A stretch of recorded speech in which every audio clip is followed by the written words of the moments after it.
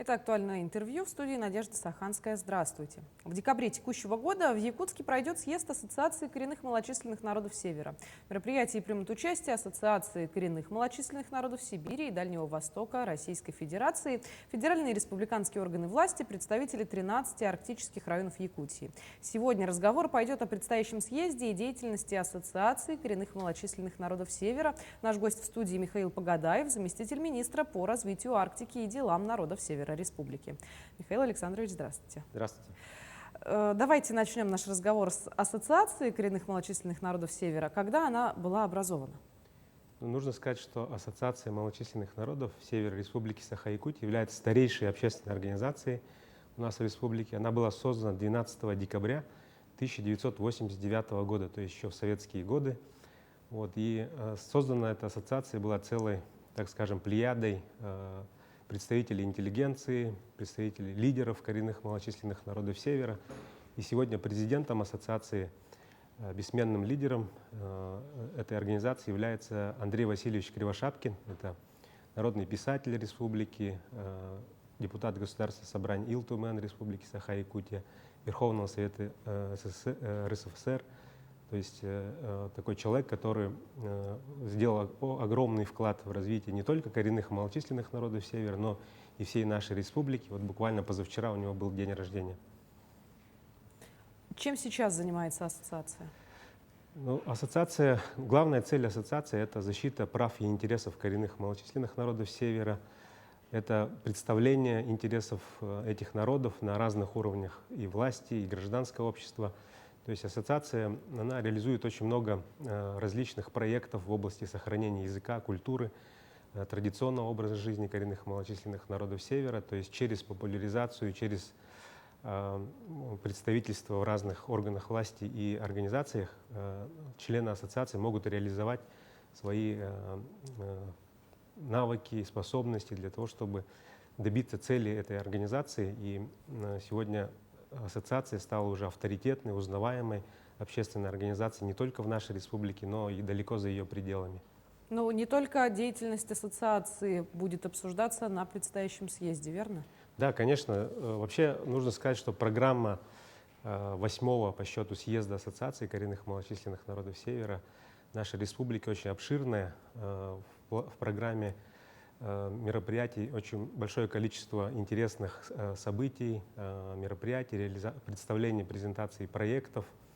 У нас, например, начинается все это с 6 декабря, то есть это получается с 6 по 15 декабря практически больше недели будут проходить в городе Якутске мероприятия, на которые приедут представители малочисленных народов со всей республики. Это не только с арктических районов, но у нас сегодня представители 5 коренных малочисленных народов Севера, а также русских арктических старожилов. Они проживают в 21 районе республики. Это 70 населенных пунктов. И со всех уголков, так скажем, республики приедут делегаты и будут участвовать во всех мероприятиях, обсуждать насущные проблемы малочисленных народов, будут обсуждать с органами власти, в том числе, какие сегодня меры предпринимаются для развития, сохранения культуры, языков и традиционного образа жизни малочисленных народов, какие сегодня реализуются программы, проекты. И начиная с 6 декабря начнутся мероприятия этнических ассоциаций. То есть каждый народ, который проживает в нашей республике, будет представлять свои достижения, говорить о своих проблемах. Также будут рассматриваться различные такие тематические вопросы. Это вопросы образования для коренных народов, это вопросы сохранения языков, культуры. Ну и, конечно же, это традиционный образ жизни, это в первую очередь оленеводство, охота, рыболовство. То есть по всем этим вопросам будут тематические встречи, различные сессии с участием органов исполнительной власти. Ну и кроме этого планируется проведение большого съезда учителей родных языков. Это первый съезд в нашей республике, куда приедут учителя всех наших школ, где преподаются родные языки. Ну и также это будут воспитатели учреждений дополнительного, как скажем, детских садов. Да? Поэтому этот съезд тоже очень важен в части сохранения как раз-таки языков, предоставления образовательных возможностей для молодежи из числа коренных малочисленных народов Севера. Вот. Кроме этого, большим тоже таким мероприятием будет правовой семинар Федерального агентства по делам национальностей Российской Федерации, на который приедут представители федеральных органов исполнительной власти. Ну, это в первую очередь Федеральное агентство по делам национальностей, это Миндальвосток развития, Минсельхоз, Минприроды России. Будут также участвовать представители надзорных органов и будут обсуждаться вопросы, связанные с правами коренных малочисленных народов Севера на защиту исконной среды обитания, на, опять же, сохранение языков, культуры и традиционного образа жизни малочисленных народов. То есть это такое большое событие не только для нашей республики, но и для всего Дальнего Востока. То есть приедут также представители малочисленных народов из соседних субъектов Российской Федерации. В общем, программа очень насыщенная, мероприятий очень много, будут различные круглые столы, выставки, концерты творческих коллективов. Ну и жители республики, города Якутска ждут очень интересные, насыщенные программы мероприятий. Программа действительно очень обширная. Скажите, а если будет подниматься вопрос о защите прав коренных малочисленных народов Севера, неужели сейчас продолжается такая история, что их права нарушают? К сожалению, несмотря на то, что в нашей республике наработан очень обширный опыт в сфере защиты прав, он считается в России передовым опытом, да, потому что у нас более 20 региональных законов принято по защите прав коренных малочисленных народов Севера. Есть федеральные законодательные, это в первую очередь Конституция Российской Федерации, федеральные законы, направленные на защиту прав коренных малочисленных народов Севера. Но, тем не менее, к сожалению, по-прежнему мы наблюдаем, что права малочисленных народов нарушаются. Есть различные пробелы в законодательстве, есть различные нестыковки, то есть несовершенство законодательства. И, соответственно, в правоприменительной практике мы наблюдаем тоже нарушение прав малочисленных народов. Есть у нас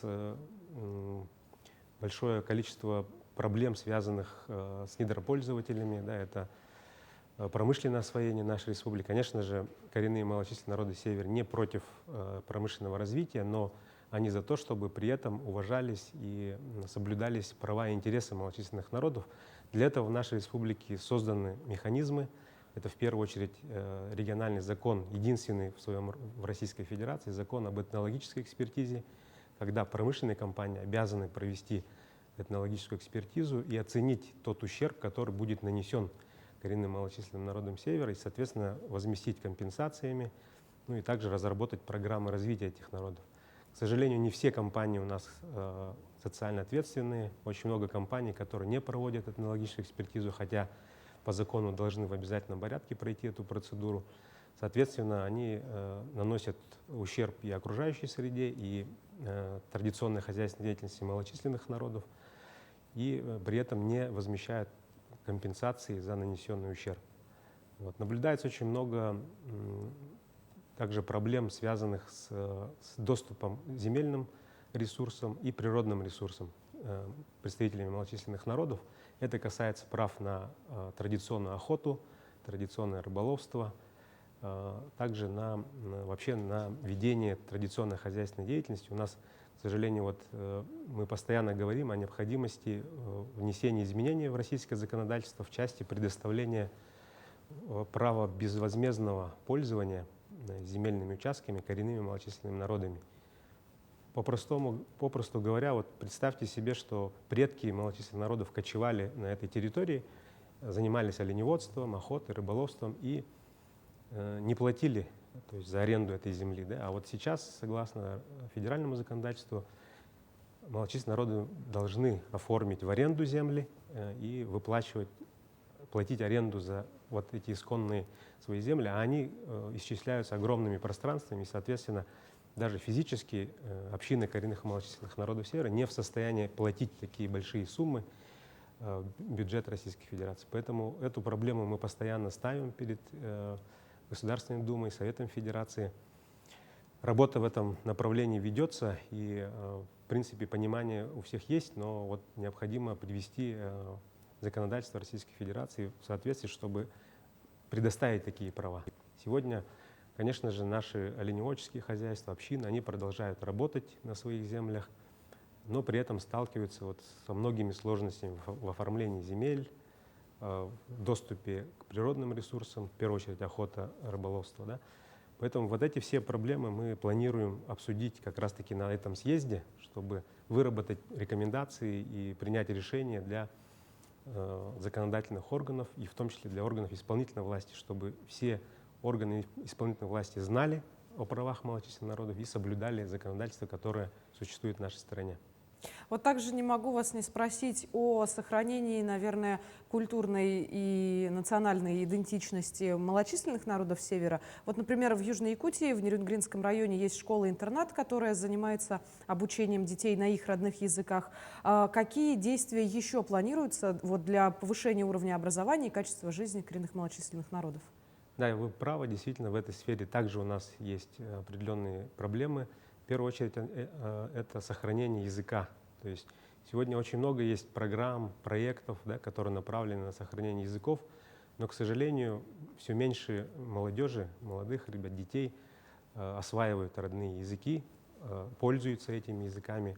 Соответственно, есть проблемы с существованием языковой среды для этих ребят, потому что в школе, в детском саду, согласно федеральным стандартам, родные языки малочисленных народов преподаются как факультатив, то есть там по выбору, зависит от родителей.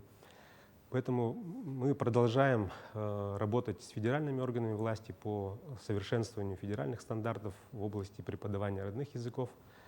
Кроме этого, конечно же, вот наше Министерство образования проводит тоже работу по предоставлению образования для представителей малочисленных народов, которые ведут кочевой образ жизни. Вот благодаря усилиям нашей республики, наших депутатов, правительства, руководства республики на уровне Российской Федерации был принят закон о внесении изменений в закон об образовании в Российской Федерации, и был узаконен статус кочевой школы. То есть сегодня кочевые школы в законодательстве Российской Федерации, и у нас сегодня 7 кочевых школ в республике функционирует. Глава Республики Саха-Якутия Александр Сергеевич Николаев поручил нам в этом году оснастить все эти кочевые школы спутниковым интернетом для того, чтобы можно было предоставлять образовательные услуги дистанционным образом. Поэтому в сфере образования у нас очень много планов, перспектив по совершенствованию образования для малочисленных народов. И мы, я думаю, совместными усилиями будем решать эти вопросы. Я думаю, они будут реализованы в ближайшее время. Благодарю вас, Михаил Александрович, что нашли для нас время, ответили на волнующие вопросы. Удачи вам в предстоящем съезде. Спасибо. Напомню, вы смотрели актуальное интервью. До встречи в эфире.